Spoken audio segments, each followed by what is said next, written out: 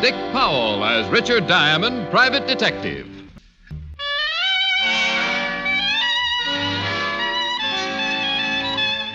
Now we bring you another transcribed adventure with Richard Diamond, private detective, starring Dick Powell.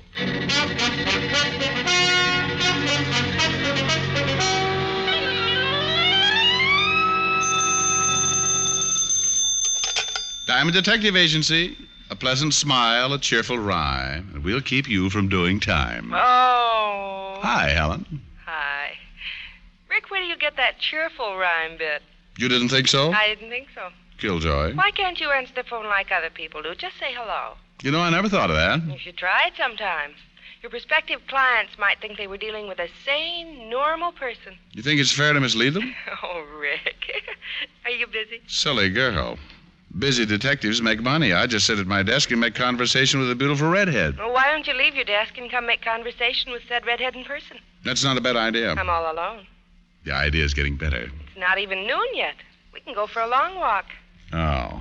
Well, you don't sound very enthusiastic. What's wrong with taking a walk? Honey, in my business, I do more leg work than a pair of nylons. Walking just isn't my idea of a ripping good time. Have you a better suggestion?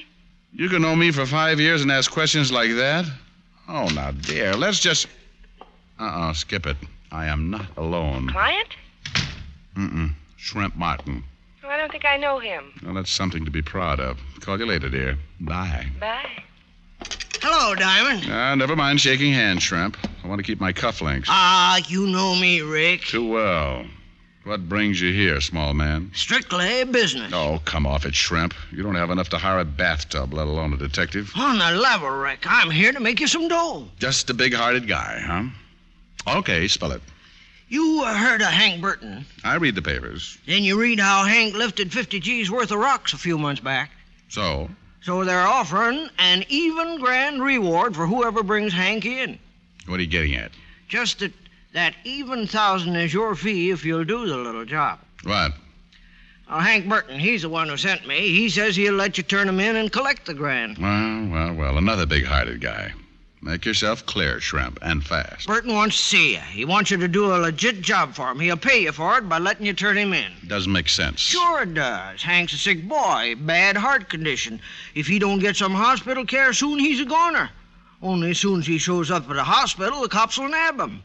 So he might as well give himself up. And he'll let me be the one to collect the reward for it, huh? You got it right. That's his way of paying you for the job he wants done. Just what's the job? Sorry, I said as much as I know. Except the job is strictly on the up and up. The rest you can hear from Hank himself. Where do I find him? I take you to him if you're interested in taking the job. Shrimp, I'm interested in almost anything that involves $1,000. Only if this deal isn't on the level, I'll ram those buck teeth of yours down your throat. I tell the truth, I swear it. Don't bother to cross your heart. I doubt you'd be able to find it. Let's go see Burton.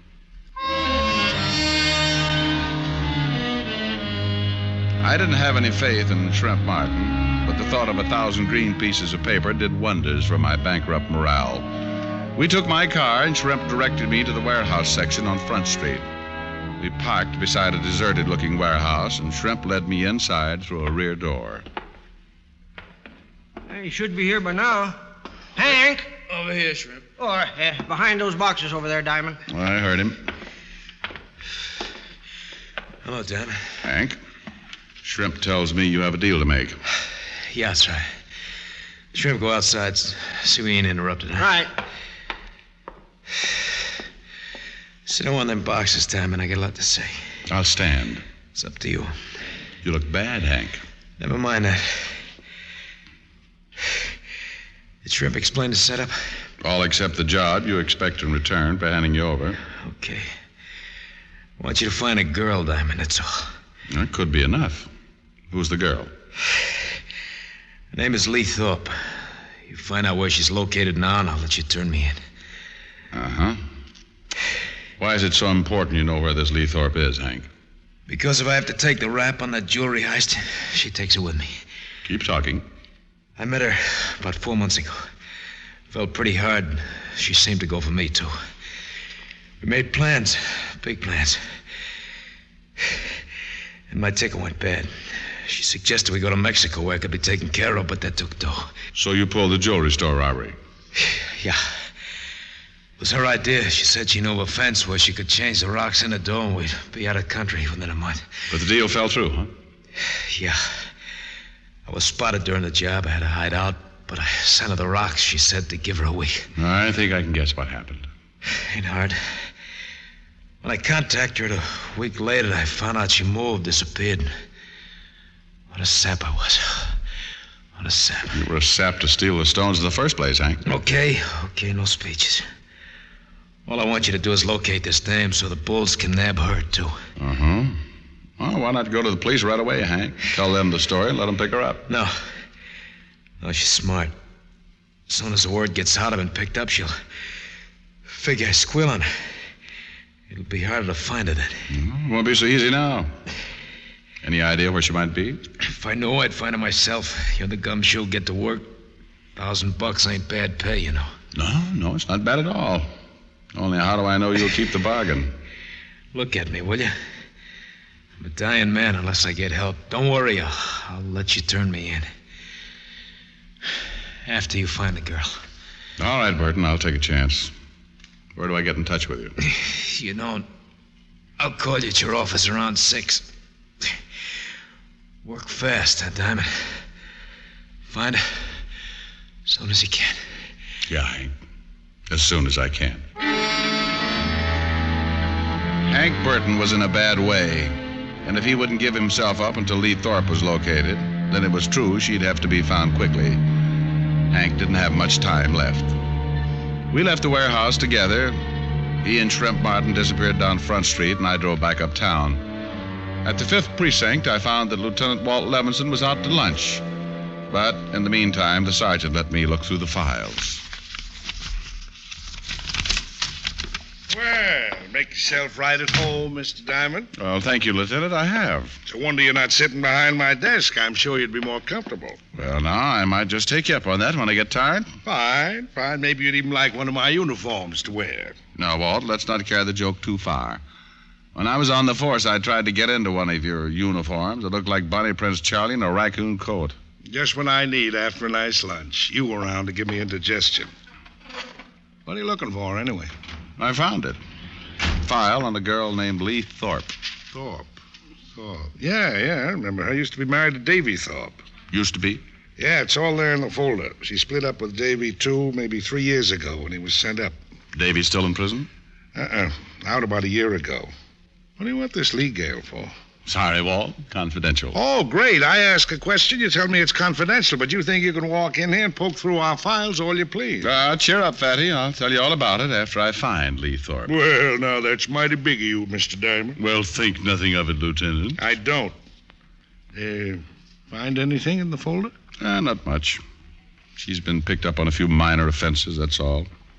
What about Davy, her ex-husband? Oh, he seems pretty legitimate these days. Running a pool room over on 3rd. Listed in the book as Davy's Billiard Parlor. That's an original name. Well, I guess I'll go see Davy. Maybe he's seen his ex-wife lately. Oh, don't rush off, Bright Eyes. Things are so dull around here when you're not poking your nose into our business. I know, but don't feel bad, Walt. I may be back. Well, goody, gumdrop. I'll have our best cell waiting. You're such a wonderful host. See you later, Walt. Davy's pool room turned out to be a dingy joint. There were no customers this early in the afternoon, but Davy must not have liked his tables to go to waste. He was playing at a front table all by himself. I walked over to him. Well, nice shot, Davy. Huh? Oh, you want a game, Mac? I'd rather talk. This is a pool room, not a conversation club. It's about your wife, Davy. I got no wife. You did have. Yeah, I had measles once, too, but that don't mean I'm still scratching. Have you seen Lee recently? All depends on how recent you call recently. Oh, in the last month or so? Seen her when I first got out, close to a year ago. She wants to pick up where we left off. And? I told her where to get off. You beat these dames. I get sent up out of circulation for a while. She wants to be free. Then I'm out. She wants to get all chummy again. Well, maybe you know where she might hang around, Davy. Yeah, maybe. You a cop? Private. Well? Well, what? I'm a businessman, pal. I don't shoot off my mouth by the fun of it. Will $10 take the fun out of it? You don't see me laughing, do you? Put the money on the table. Okay, there you are. Much obliged. Yeah, I might know where Lee hangs out. I'm not saying for sure, mind you. Been almost a year since I seen her. Keep talking. She always likes bars, lights, people. She used to drag me to a bar all the time. Any particular bar? Mm-hmm. The Bluebird Club over on 40th. In fact, that's where I first met her. Oh, excuse me a sec. Hey, take a few shots while I answer that. Hello? Davies Billiard Parlor. Huh? I don't... Oh, yeah, maybe yes. Hold it. Hey, Shamus. Your name Richard Diamond? That's right. That's for you. If you want more out of me, I'll be over in the office. Thanks. Hello? Walt, Rick, I took a chance. Figured you'd still be there. What's up? Funny, but right after you were here, we got a call about Lee Thorpe. Picked her up right away. Good boy. I'll be right down. You at the precinct? I'm at the morgue. What? And don't bother to hurry, Rick. This gal won't be going anywhere. Not now.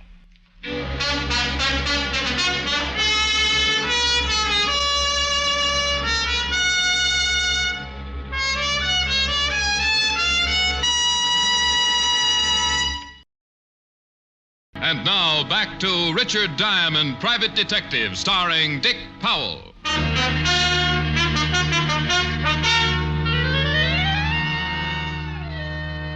At the city morgue, I looked down on the girl who was once called Lee Thorpe and had now become a number.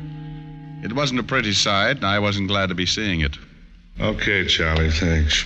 Come on, Rick. Where did you find her, Walt? One of the beat men came across her in an alley over by 6th Street. Find the murder weapon? No, the knife wasn't around, only the holes it made. Yeah, we can sit down in here. You have some talking to do, Rick. No more of this confidential rigmarole. Okay, Walt. You ask the questions, and I'll answer as best I can. Number one, why were you looking for the dame? Client hired me to find her. Who's the client?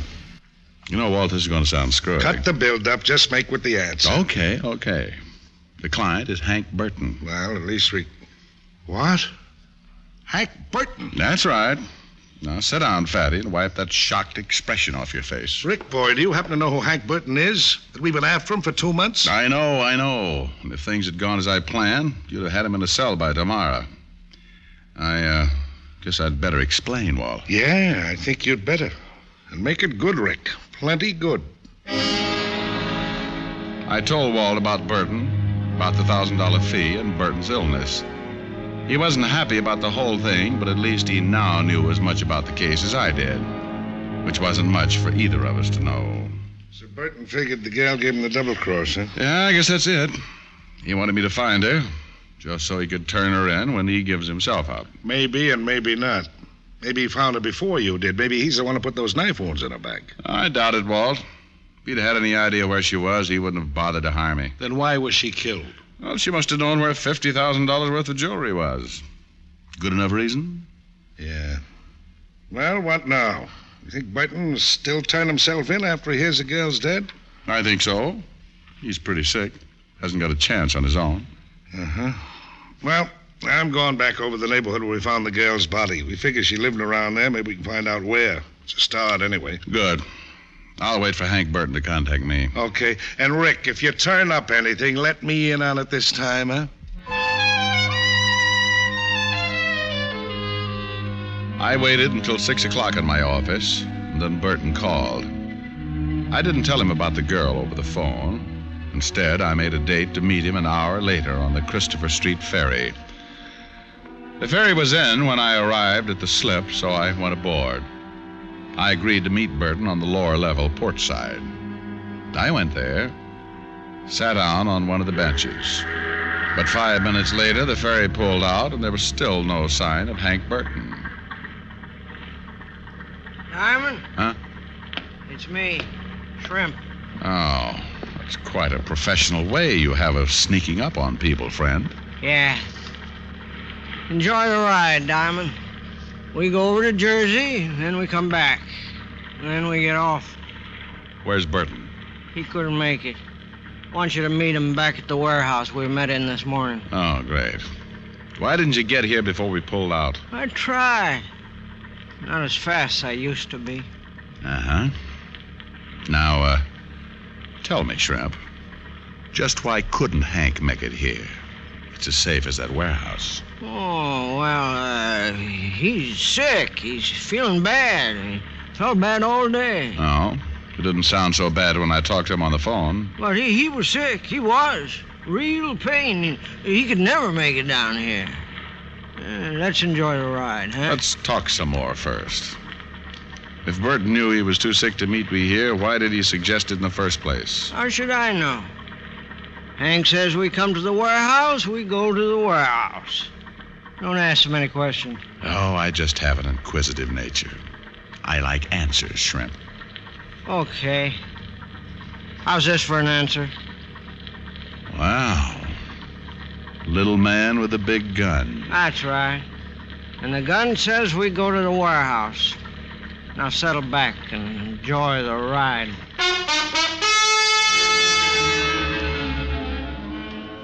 It was the most uncomfortable boat ride I'd taken in years. Shrimp put the gun back in his pocket, but kept it pointed toward me. The ferry finally returned to the New York side, and we got off. Then we drove back to Front Street and parked beside the warehouse. Okay, Diamond, in the back door. Well, stop waving the gun back and forth, Shrimp. You'll wear yourself out. No cracks. Go on, open the door. Where's Burton? Same place, over behind those boxes. Move. I still don't get it, Shrimp. Why wouldn't Hank come to the ferry, and why the artillery to make sure I came here? That's far enough. I'll light this candle, Diamond. Maybe you'll get your answer then. Well, that's better. At least I... Uh-oh. See what I mean, Shamus? Yeah, Shrimp. I see what you mean. Hank Burton wasn't bothered by his heart anymore. He lay there on the floor with a stupid expression on his face that the sudden dead often wear. His eyes were open in a bewildered stare, and his teeth were clenched tight. Hank Burton had died quickly, without warning, and it looked like I was next in line. Surprised, Diamond? You didn't bring me here for a reaction, Shrimp. Uh-huh. I just get a kick out of seeing your face. Yeah. Good old Shrimp, the loyal friend. Hank trusted you. Oh, that was a big mistake. Hank was a sap. I stuck with him because I thought he'd get his hands on them rocks again. Then I'd get a split. Only Hank didn't want the stuff back, huh? He was going to let me turn him in, and that left you out in the cold. You got it right. When I knew he was sicking you onto the dame, I went to the guy who really has the stones. Yeah, I figured there was someone else in this. You're not brave enough to try something like murder alone. He does very well at it, Diamond, believe me. Well, Pool Hall Thorpe, little Davy. You're a long way from your pool room, pal. There's more profitable things than pool rooms, Diamond. So it would seem. Like handling stolen jewelry. Uh-huh. You sure no one followed you, Shrimp? Positive. Good. I'm sorry about this, Diamond, but you'll have to join Hank before long. Yeah, I'll bet you're sorry. You were sorry when you killed your ex-wife, too, huh? Real sweet guy. She brings you the stones, and you pay her back with a knife. Well, what could I do? Shrimp tells me there's a detective looking for her. He was a good kid, but she didn't have much knife. She'd have talked her head off if you'd found her. Oh, I see. But why Hank and now me? Well, look at it this way. We finish you with the same knife that killed Lee. Then we put the knife in Hank's hand and the gun that killed him in yours. Oh, that's really great. Davy, I'm afraid you've been reading Pulp Fiction.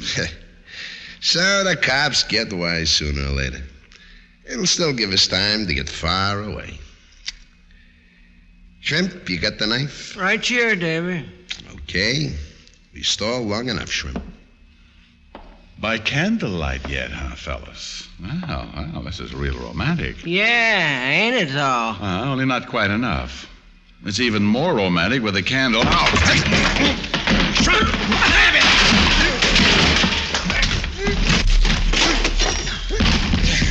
Shrimp! Shrimp! He's taking a little nap, Davy, and I've got his gun. What?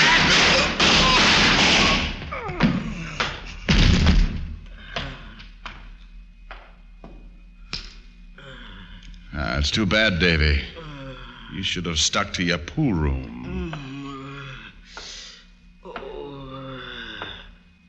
Okay, Shrimp, get to your feet. Diamond. Oh, shut up. Come on. Oh, my head. Shrimp, I made you a promise this morning. Huh? I said either this deal with Hank was on the level or your buck teeth were going down your throat. Oh, no, look, Diamond. Oh, shut up. Now, you know the old saying, Shrimp. See your dentist twice a year? Huh? Well, you won't have to worry about that now, friend.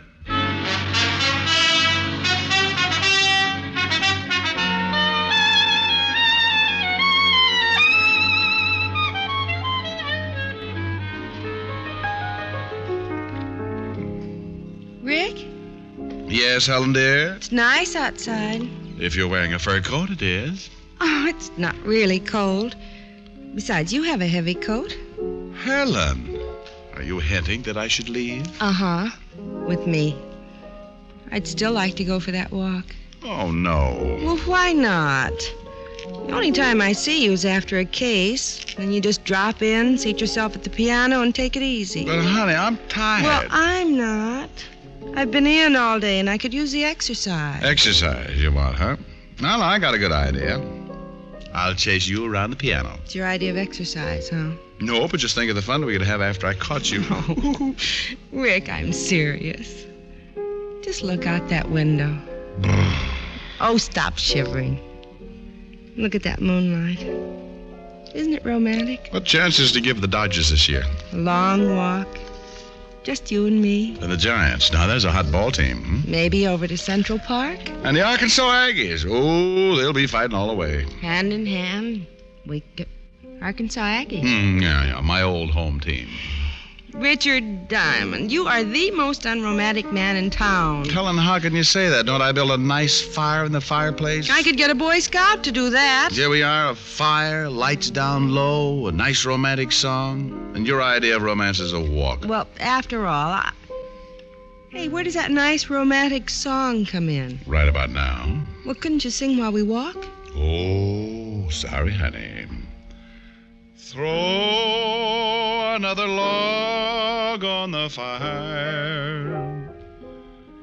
Keep my golden memories aglow. I don't see the face of my loved one when the logs are burning low. Throw another log on the fire. Bring back all the sweetest days I've known when our hearts were young in the springtime and her love was mine alone. Now there's nothing left but the embers. Springtime seems so long ago. Throw another log on the fire. Keep my golden memories aglow.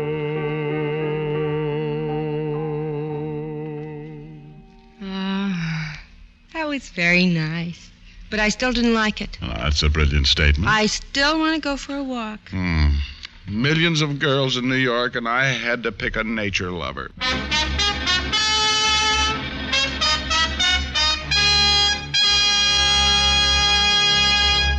Dick Powell will return in just a minute. Here's Dick Powell with a special message. Thank you. Now until next week, enjoy. I always do.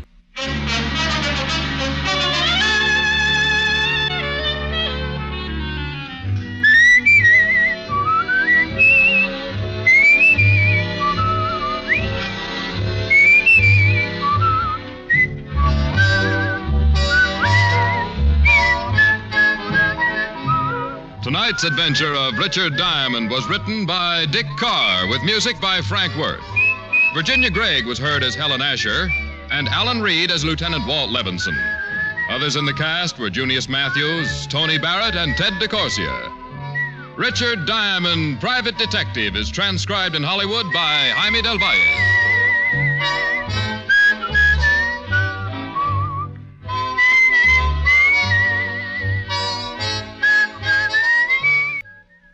Listen next week for another exciting adventure of Richard Diamond, starring Dick Powell. This program came to you from Hollywood. This is the American Broadcasting Company.